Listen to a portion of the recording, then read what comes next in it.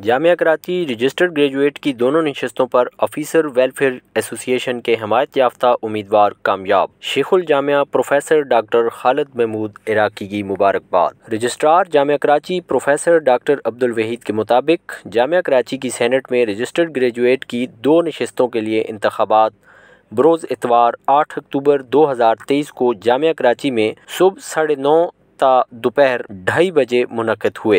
Registered graduate की 2 नशिस्तों के लिए होने वाले इंतखाबात में कुल 4 उम्मीदवारों ने हिस्सा लिया, जिनमें ज़ुबैर आज़मी, हाफिज़ अब्दुल समद खान, इशफाक अहमद सिद्दीकी और आदिल शकील शामिल हैं। नताइज के मुताबिक Karachi university officer welfare association के हिमायत याफ्ता ज़ुबैर आज़मी 128, जबकि हाफिज़ अब्दुल समद खान ने 122 वोट लेकर इलेक्शन जीता है, जबकि इनके मुकाबले में इशफाक अहमद सिद्दीकी ने 63 और आदिल शकील ने 56 वोट हासिल किए। दरी असना शेखुल जामिया प्रोफेसर डॉक्टर खालिद महमूद इराकी ने जामिया कराची की सेनेट की नशिस्तों पर कामयाब होने वाले उम्मीदवारों को मुबारकबाद पेश की और नेक ख्वाहिशात का इजहार किया। वाज़ेह रहे कि यूनिवर्सिटी के सबसे बड़े और मुस्तनद प्लेटफार्म सेनेट के अंदर 2 नशिस्तें रजिस्टर्ड ग्रेजुएट्स की होती हैं, जिनके लिए हर 2 उम्मीदवारों के लिए हर 3 बरस बाद इलेक्शन कराए जाते हैं, जहां से जीत कर आने वाले रजिस्टर्ड ग्रेजुएट्स सेनेट के मेंबर बन जाते हैं।